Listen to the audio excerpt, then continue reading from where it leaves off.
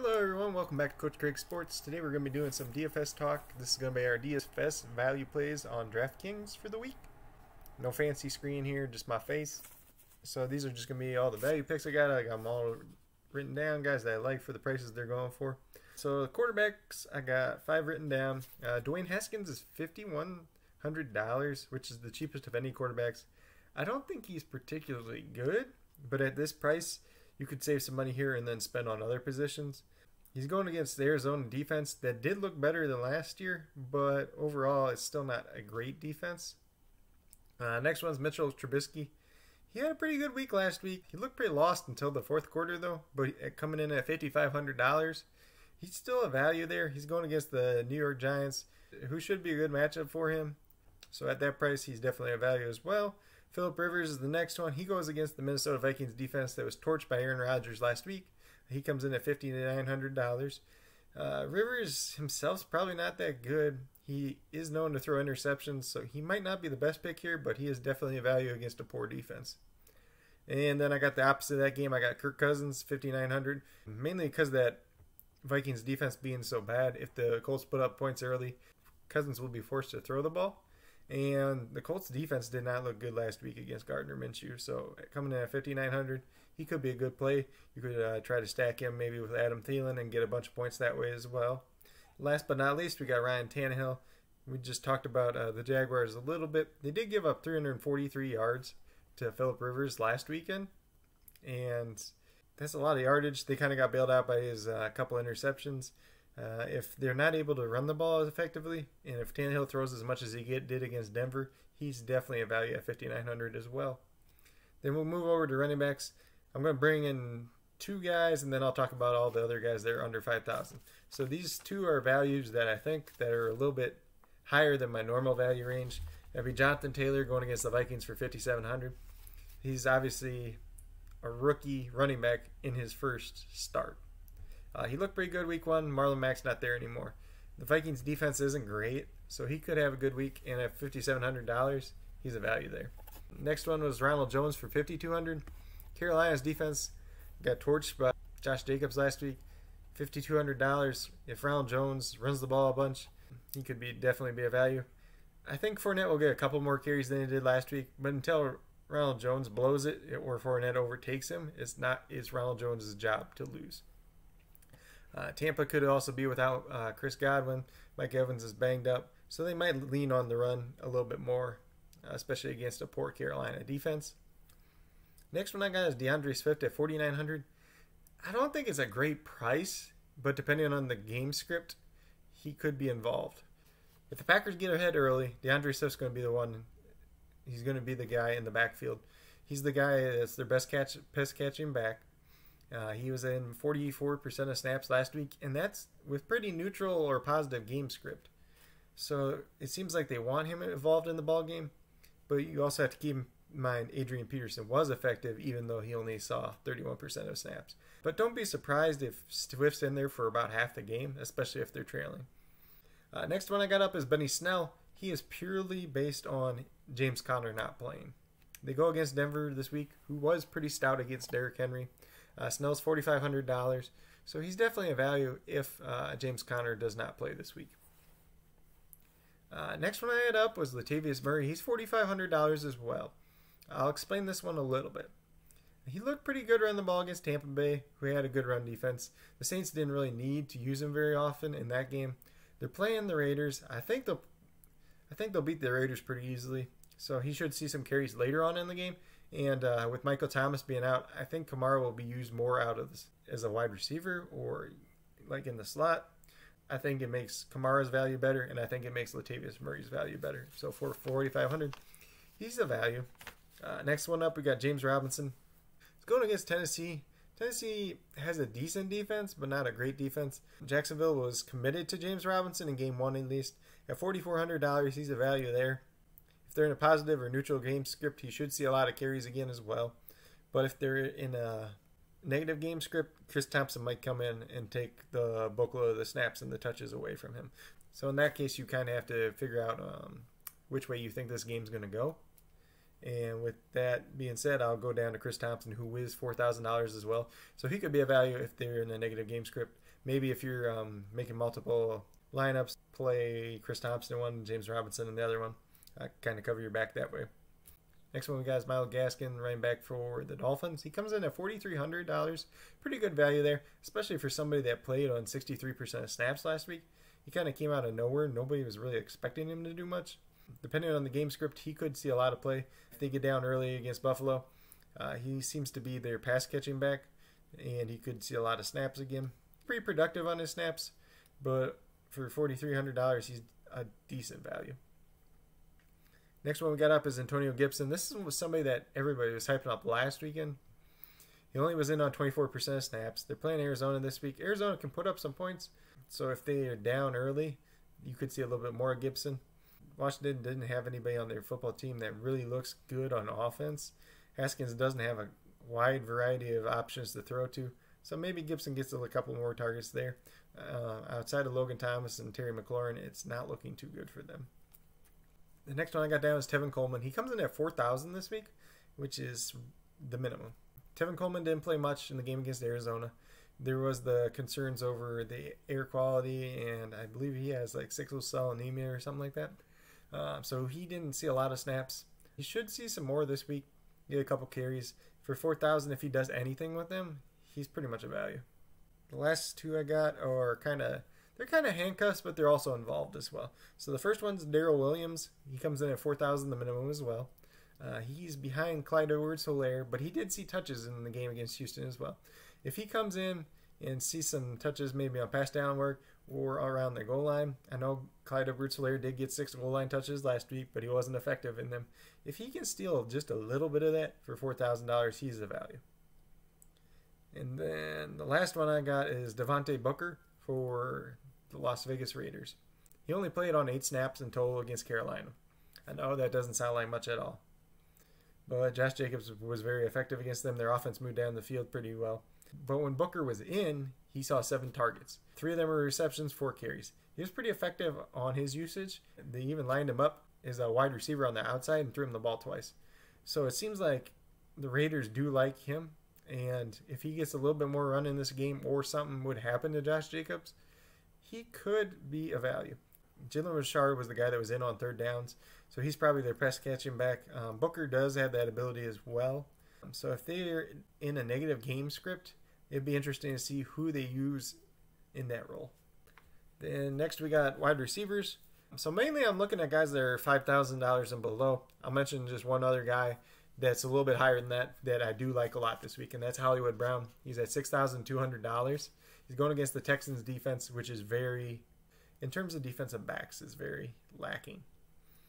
He should see Bradley Roby most of the game, but you see how that kind of turned out with Tyreek Hill, so I wouldn't be surprised if Marquise Hollywood Brown has a good game. Next one up for me is Darius Slayton. We all saw on Monday night what he did against the Steelers defense, which was pretty good. He did have the 2 touchdowns. One of them was kind of on broken coverage, but he is definitely a playmaker, and at $5,000, he's a value, especially if Golden Tate does not play again. The next one I have is Russell Gage for $4,800. I'd say he's probably fairly priced, but he did see 12 targets last week and caught 9 of them. He's probably not somebody that's going to score a touchdown for you, but if this turns into a negative game script and Atlanta has to throw the ball a ton again, he could be a decent value. Next one up I have is CeeDee Lamb. He's on the opposite end of that game. He comes in at $4,700. The loss of Blake Jarwin should open up some targets for him in this offense, I think. And then they're going against Atlanta's defense, which is very lackluster. You see what Seattle was able to do against them last weekend, and their cornerbacks are nothing to be scared of. CeeDee Lamb did play early and often in the game for Dallas, so I expect more of the same this week. Next one up for me is Deontay Johnson, and this is an incredible value. I think he's so underpriced this week. He comes in at $4,500. He saw 10 targets from Big Ben last week. They're going against Denver. Denver has a banged up secondary. AJ Bouye is not going to play. Bryce Callahan normally lines up in the nickel. Juju normally lines up in the slot. So Juju's going to be going against the best corner they have left. And then Deontay Johnson's going to be going up against a rookie in Michael Ojemudia, or possibly even another rookie in Isang Bassi. sign me up all day, because I do not think that either of those two corners can cover Deontay Johnson to save their life. Another value, which is pretty incredible value for me too as well, is Paris Campbell for the same amount, for $4,500. He goes against that poor Vikings defense that was torched by Aaron Rodgers, was torched by Devontae Adams, Marquez Valdez-Scantling, and Allen Lazard. Paris Campbell is a more talented player than Allen Lazard and Marquez Valdez-Scantling, who had a good day against them. And he saw 9 targets in the first game. He even had an end around. He looked like a very good player. Don't be surprised if he's this year's second-year breakout wide receiver, kind of like DJ Chark was last season. The next one I have up is Christian Kirk. Christian Kirk did nothing in this first game. He's going against Washington. Washington's DBs are not great. I don't think DeAndre Hopkins is going to be targeted 16 times again. That seems highly unlikely. The one thing Washington has going for their defense is their defensive line and being able to put pressure. That kind of coincides with the offense for the Cardinals. Their offensive line is not great, but in the air raid scheme, they like to throw the ball. They like to do a lot of short passes, wide receiver screens, stuff like that could benefit them. And that's one of the most effective ways to kind of go against a pass rush and limit it. So I wouldn't be surprised if Christian Kirk has a decent game in this one. And for $4,300, he's a decent value. Next one is Laviska Shenault. He comes in at $4,200. He had a pretty good game for a rookie the first week. He was in about 60% of the snaps. He does offer some rushing upside. They did give him 2 carries out of the backfield, 1 out of the Wildcat, 1 kind of as a more of a single back set. He's a guy that's very interesting. He has decent value. Tennessee's defensive backs are banged up, so don't be surprised if he does well this weekend. And then the next one I have is Mike Williams for the Chargers. He comes in at $4,200 as well. He's kind of their deep threat and their touchdown wide receiver. Tyrod Taylor definitely looked to him more often than anyone else. Past week, they're playing the Chiefs. The Chiefs have been known to score points. I know the Chargers' defense is pretty good, but the Chiefs' offense is very great as well. If the Chiefs go out and they score a whole bunch of points, the Chargers are going to be in a negative game script. They're going to have to play catch-up. And who's Tyrod Taylor going to throw the ball to? He's probably going to throw it to Hunter Henry and Mike Williams. For whatever reason, it doesn't seem like he looks to Keenan Allen. Don't be surprised if Austin Eckler sees an increase in targets this week. Last week he only saw 1. And Kansas City's defensive coordinator, I believe Steve Spagnuolo, he likes to blitz early and often. So Tyrod Taylor's going to have to throw the ball out quick. So that could benefit Eckler as well. Next one I have is Scotty Miller. Some of you might not know who Scotty Miller is. He's the 3rd wide receiver for Tampa Bay. He had a great first game in week 1. I went over him in my waiver wire column as well. I think he was in on about 60% of snaps, if I recall. Chris Godwin is in the concussion protocol. Mike Evans has been dealing with that hamstring injury. So it might just kind of be, this is the last guy up. $4,100. He did show good rapport with Tom Brady in week 1. And he plays in the slot primarily, where Brady likes to target guys. So at $4,100, he could be a steal this week. Plus, they're going against the Carolina Panthers defense. John Ross is another one I have on my list. He's $4,000. He played on 84% of snaps last week. He was targeted 5 times, only caught 2 passes for 17 yards. He's more of a deep threat, and Burrow wasn't able to target him deep because of the pressure he was under throughout the game. If they can block better against Cleveland, I think Burrow has enough time to get to Ross. Ross is likely to draw coverage from Denzel Ward because that's the side of the field they both line up on. Ward wasn't as great against a speed guy in Hollywood Brown. Hollywood Brown and John Ross are kind of similar in terms of speed. Hollywood Brown is probably a better wide receiver overall, but John Ross is definitely a big play, deep threat. And Zach Taylor has looked to involve him early on, taking a couple deep shots down the field if you look back to last season. So a lot of this comes down to the Bengals offensive line. Can they block Myles Garrett, Olivia Vernon, Larry Ogunbojobi? I think they have a better chance of doing it than they did last week. Joey Bosa was kind of the one that terrorized them more than anything. Jonah Williams did look good blocking Melvin Ingram. I think he's going to be blocking Myles Garrett most of the time. So if he can keep him in check, he'll give Burrow enough time to throw the ball. But with that being said, Ross is kind of more like a deep flyer for me. If you need somebody that's real cheap and you want to hit a big upside, he could be your guy. But on the same note, he could be irrelevant in this game as well. Next one I have up is Quintez Cephas. He comes in at $3,800. He's a rookie wide receiver out of Wisconsin, playing for the Detroit Lions. This one is purely based on Kenny Galladay not playing. If they get down early against the Packers, kind of like what I said with DeAndre Swift, Quintez Cephas could see targets. He was in on most of the snaps last week. I believe it's 57 snaps. I believe they played 60-some in total. So he was in there on, like 85% of the snaps last week. He saw 10 targets. I believe he caught 3 or 4 of them. I don't like him really for redraft, but for DFS and this price, he could be pretty good, especially if, like I said, if they get behind early to the Packers. Then Michael Pittman Jr. I got $3,500. He didn't look great in the first game. Phillip Rivers did tend to go to Paris Campbell more often than not. For $3,500 against that Vikings defense, there is a shot that you can grab Michael Pittman Jr. You could also go out and you could grab Phillip Rivers. You could pair Phillip Rivers and stack him with Paris Campbell and Michael Pittman Jr. I'm not going after T.Y. Hilton. He's too highly priced. He didn't look great either week 1.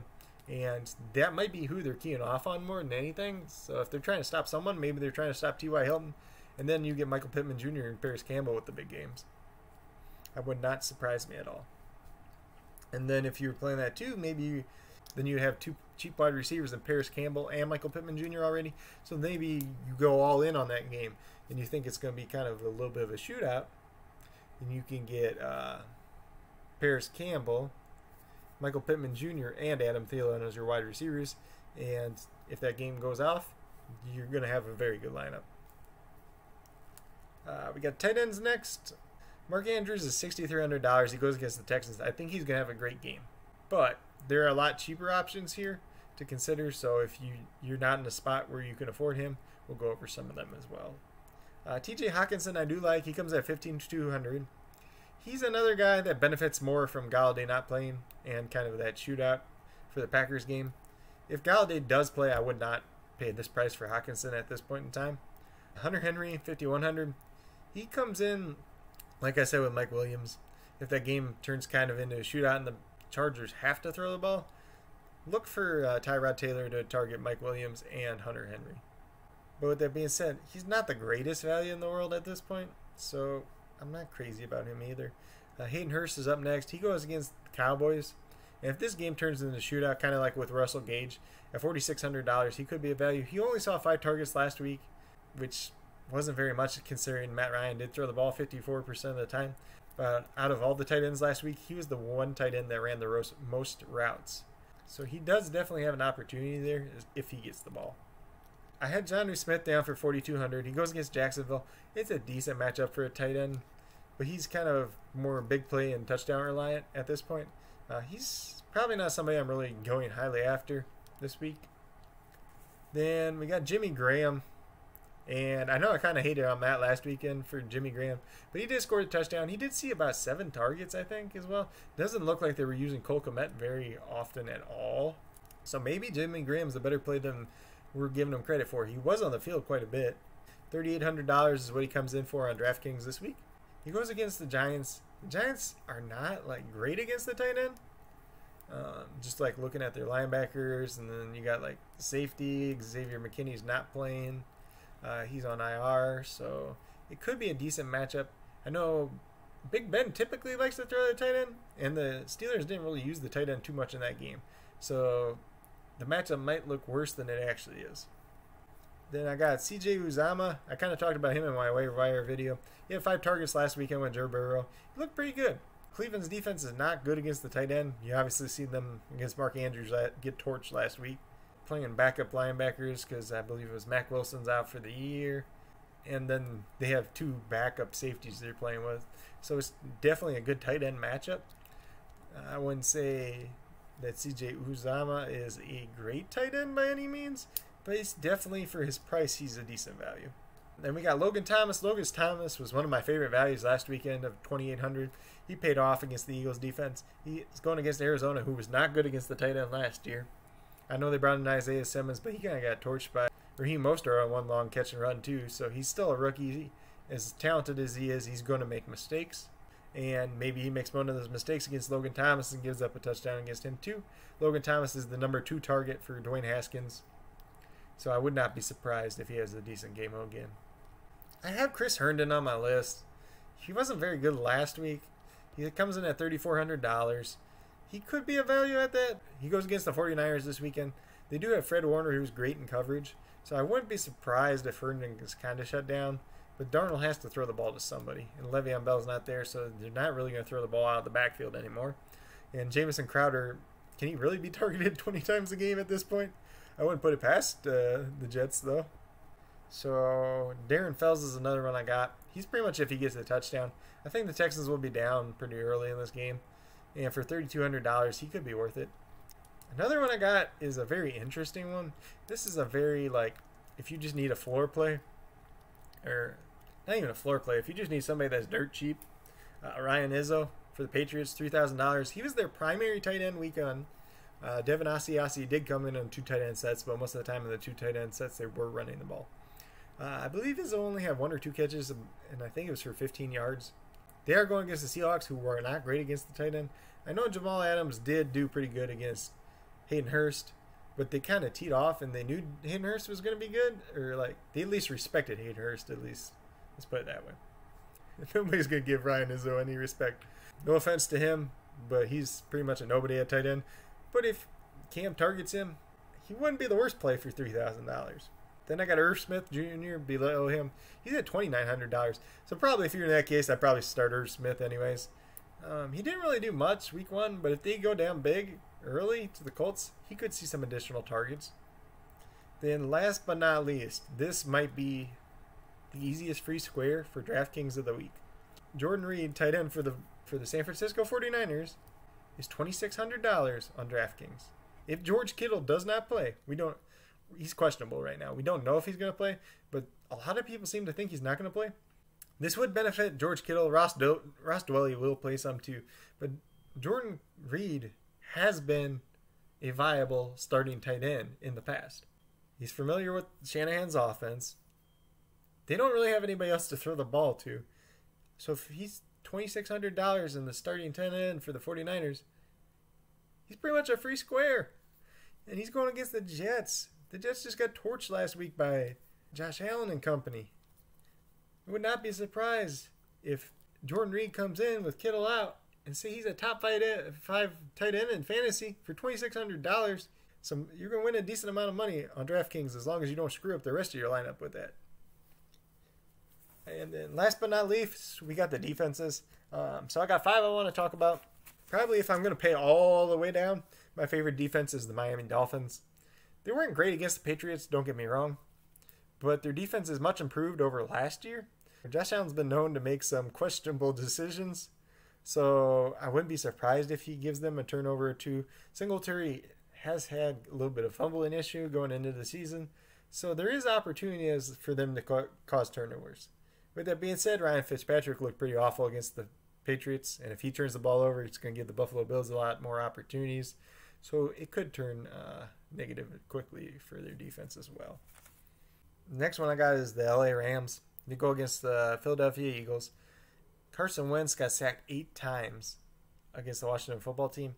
The Washington football team has a great defensive line, but the Rams also do have a pretty good defensive line. They got Aaron Donald. They got Michael Brockers.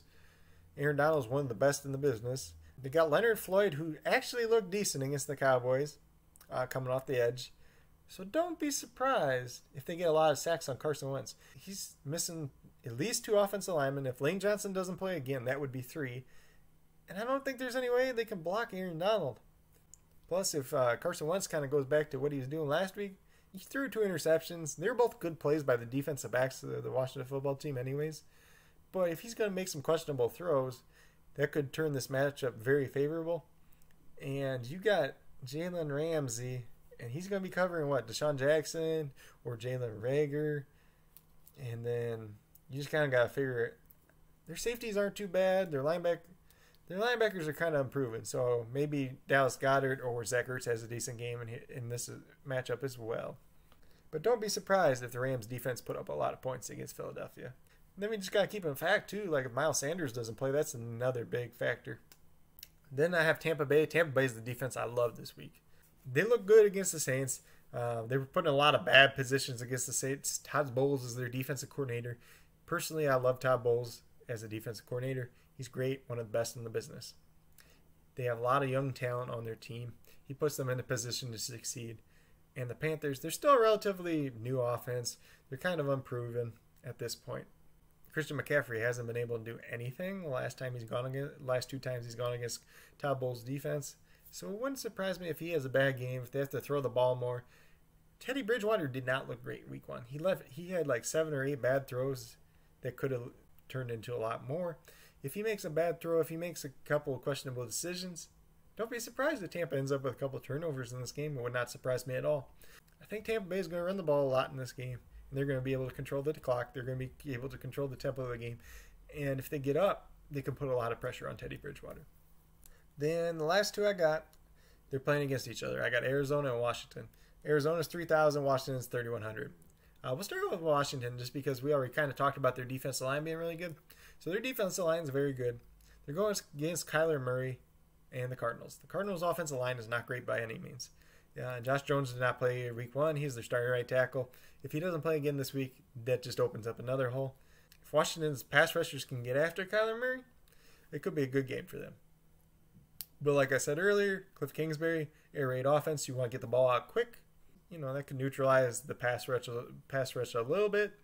And then you got Kyler Murray's ability to escape from the pocket. So if he's able to get loose, it might affect that as well. At least personally, I didn't think Murray looked that great last week throwing the ball. He looked better as a runner than anything. I know he did go against the 49ers defense.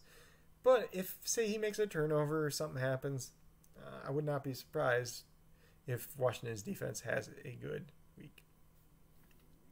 Then, on the opposite side, Arizona. You got Dwayne Haskins throwing the ball. He did not look very good last weekend. They don't really have a running game to be afraid of at all. No offense to Peyton Barber, no offense to J.D. McKissick or Antonio Gibson. 3 relatively improving guys. We kind of know what Gibson and McKissick are already. We already know what Barber and McKissick are pretty much at this point in their careers. Barber did score the 2 touchdowns, but otherwise he looked pretty horrible. McKissick's more of a pass-catching back, and then Antonio Gibson's kind of that wild card. They don't really have too many threats to throw the ball to either, besides Terry McLaurin and Logan Thomas. So if you put Patrick Peterson on Terry McLaurin and he can bottle him up, if you limit Logan Thomas, then the Arizona defense could have a decent game. They looked improved last week against San Francisco. They were able to get under Jimmy G's skin a couple times on the pass rush. And just don't be surprised. I think Jordan Elliott, the defensive tackle they picked up, I think he was a more impressive part of their defense than a lot of people realize. He didn't lead the game with any stats. So if you had him in like an IDP league, you weren't too pleased. I have him myself in one of those leagues. But on film, he was able to wreak havoc and make force a couple plays at least. Then obviously they added Isaiah Simmons. As he matures and he goes into this defense, he's only going to help their defense. They got good young players on defense, so I would not be surprised if this slowly becomes one of the better defenses throughout the league. Byron Murphy actually didn't look bad last week. But that's pretty much all I got for my DFS picks for this week, guys. These, like I said, these were all DFS value picks on DraftKings. We'll be trying to get Matt on again this weekend. He'll be talking about some of the FanDuel side. And with that being said, I hope this helped you guys out. Hope you guys were able to find some value picks. Leave a comment down below. Just let me know some of the other value picks you guys like for DFS this week, especially on DraftKings, or who you think are going to be the big studs for this week, or the guys that are coming out of nowhere. I'd be interested to see all your guys' thoughts on that. But if you guys liked and enjoyed this video, give it a thumbs up. Like I said, we'll be doing these DFS value picks every week throughout the NFL season. It should get a little bit easier as the season goes on. We know who's going to do what. But there's always some guy popping off every week that has a good matchup that's of value. If you haven't already subscribed to the channel, please consider doing so. It helps grow the community that we're trying to build here at Coach Craig Sports. I know I've been reaching out to a lot of people, especially on like some of the different groups on Facebook, giving advice. So if you guys have any questions going into the week, start, sit, anything like that, guys you want to stream, just let me know. I'm very open with that, and I'm trying to help as many people as I can. If you guys are a new or current subscriber who hasn't already subscribed to the channel, please hit that notification bell. It's down below. It'll let you know every single time that I post up a video. Like I've been saying, we're going to have a lot of great content coming out this week and in the coming weeks as the NFL season goes along. Help you guys out with your fantasy football teams for 2020. And with that being said, that's pretty much all I got. If you guys need to reach out to me otherwise, feel free to do so at Coach Craig Sports on gmail.com. Leave a comment down below. Or you can reach out to me on Twitter at Coach Craig Sport. check out the Coach Craig Sports Facebook page as well. If you guys are in the fantasy football discussion group, feel free to reach out to me on there as well. But with that being said, that's pretty much all we got for this video. Like I said, it should be a great week for DFS, and hopefully you guys are able to go out there, use some of these picks, and win some money.